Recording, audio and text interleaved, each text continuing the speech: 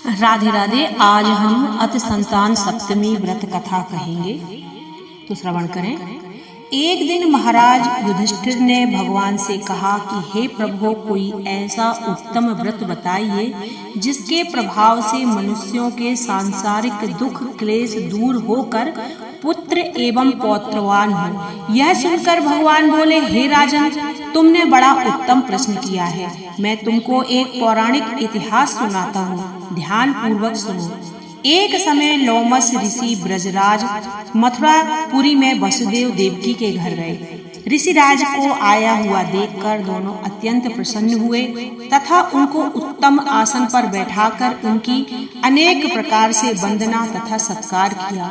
फिर मुनि के चरणोदक से अपने घर तथा शरीर को पवित्र किया। मुनि प्रसन्न होकर उनको कथा सुनाने लगे। कथा के कहते कहते लोमस ऋषि ने कहा, हे देवकी, दुष्ट दुराचारी पापी कंस ने तुम्हारे कई पुत्र मार डाले हैं, जिसके कारण तुम्हारा मन अत्यंत दुखी है। इसी प्रकार राजा की चंद्रमुखी भी दुखी रहा करती थी, किंतु उसने संतान सप्तमी का व्रत विधि विधान सहित किया था, जिसके प्रताप से उसको संतान सुख प्राप्त हुआ।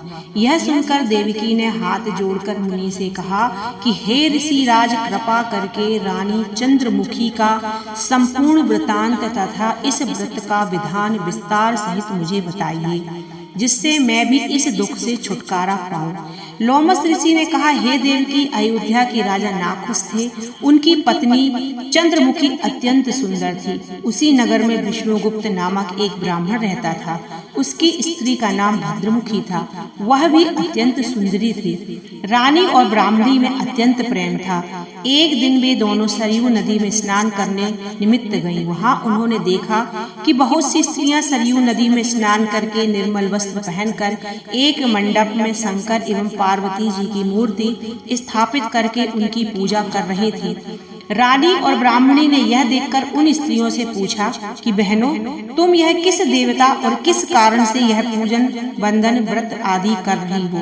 यह सुनकर उन स्त्रियों ने कहा कि हम संतान सप्तमी का व्रत कर रही हैं और हमने शिव पार्वती का पूजन चंदन अक्षत आदि षोडोपचार से किया है। यह सुनकर रानी और ब्राह्मणी ने भी इस व्रत के करने का मन ही मन संकल्प किया और घर वापस लौट आई।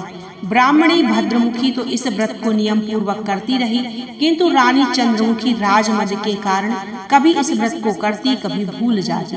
कुछ समय बाद वह दोनों मर गई। दूसरे जन्म में रानी भदरिया और ब्राह्मणी ने मुर्गी की योनि पाई, परंतु ब्राह्मणी मुर्गी की योनि में भी कुछ नहीं भूली और भगवान शंकर तथा पार्वती जी का ध्यान करती रही। उधर रानी बंदरिया की योनि में भी सब कुछ भूल गई। थोड़े समय के बाद इन दोनों ने भी यह देह त्याग की। इनका तीसरा जन्म मनुष्य योनि में हुआ। ब्राह्मणी ने तो एक ब्राह्मण के यहाँ कन्या के रूप में जन्म लिया तथा रानी ने एक राजा के यहाँ राजकन्या के रूप में जन्म लिया। उस ब्राह्मण ने कन्या का नाम भूषण देवी रखा तथा विवाह योग्य होने पर उनका विवाह गोकुल निवासी अग्निवीर नामक ब्राह्मण से कर दिया। भूषण देवी इतनी सुंदर थी कि वह आभूषण रहित होते हुए भी अत्यंत सुंदर लगती थी। कामदेव की पत्नी रति भी उनके सन्मुख लजाती थी।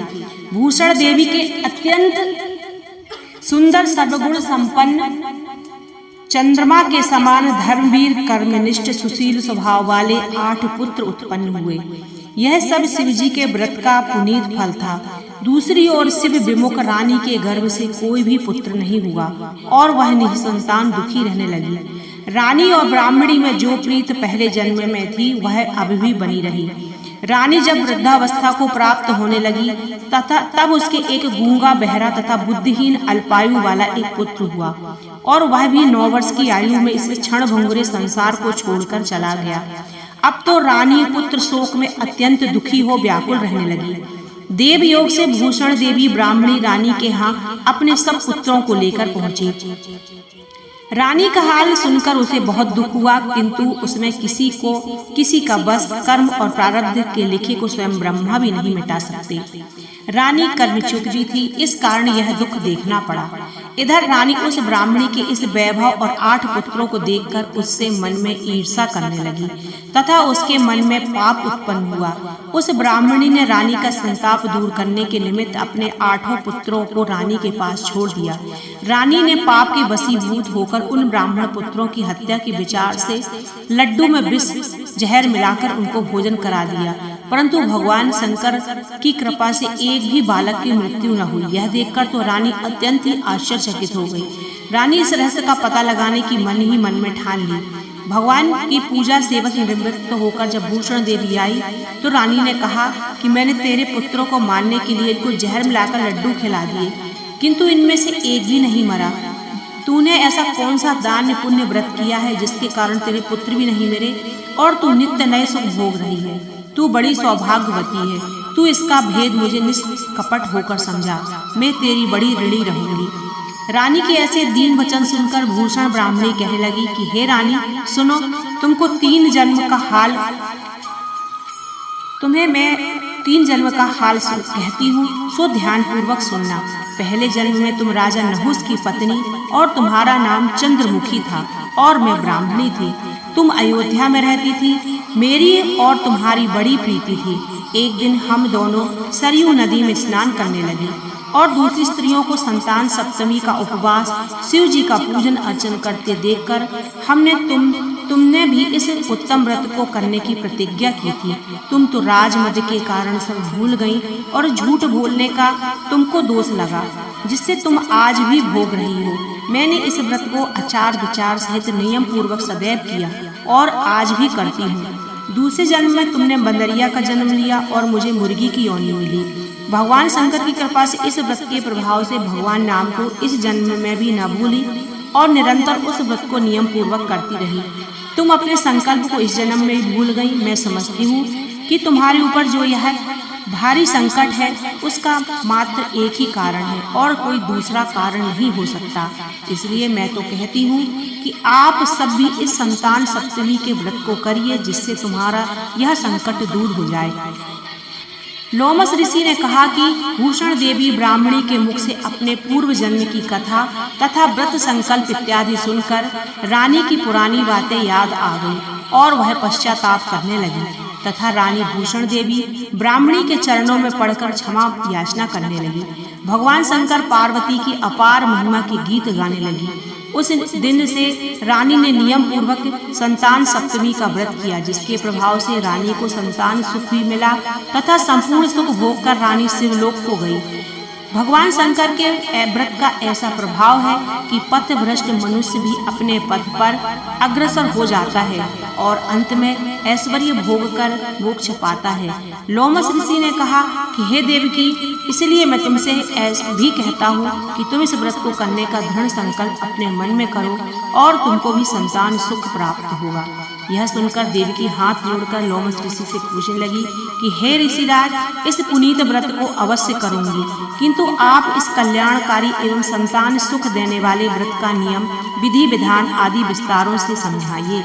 यह सुन ऋषि बोले कि हे देवकी, यह पुनीत व्रत भादों के महीने की शुक्ल पक्ष की सप्तमी के दिन किया जाता है। यह उस दिन ब्रह्म मुहूर्त में उठकर किसी नदी अथवा कुएं के पवित्र जल में स्नान करके निर्मल वस्त्र पहनना चाहिए तथा भगवान शंकर तथा जगदम्बा पार्वती की मूर्ति स्थापित करें।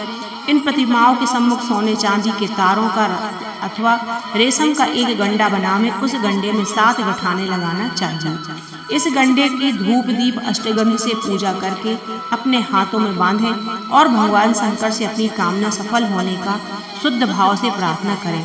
तदंतर 7 पुआ बनाकर भगवान को भोग लगाएं तथा 7 ही पुआ अपनी यथाशक्ति सोने अथवा चांदी की एक अंगूठी बनवाकर इन सबको एक तावे के पात्र में रखकर उनका षोडशोपचार विधि से पूजन करके किसी सदाचार धर्मनिष्ठ सत्य पात्र ब्राह्मण को दान में दे दें। उसके बाद ही 7 ही पुआ स्वयं प्रसाद के रूप में ग्रहण करें। इस प्रकार इस व्रत का पारायण करना चाहिए। प्रति मास की शुक्ल पक्ष की सप्तमी के दिन हे देवकी, यदि इस व्रत को इस प्रकार नियम पूर्वक करने से समस्त पाप नष्ट होते हैं और भाग्यशाली संतान उत्पन्न होती है तथा अंत में शिवलोक को प्राप्त होते हैं। हे देवकी, मैंने तुमको संतान सप्तमी का व्रत संपूर्ण विधान विस्तार सहित वर्णन कर दिया है। उसको अब तुम नियम पूर्वक करो, जिससे तुमको उत्तम संतान प्राप्त होगी।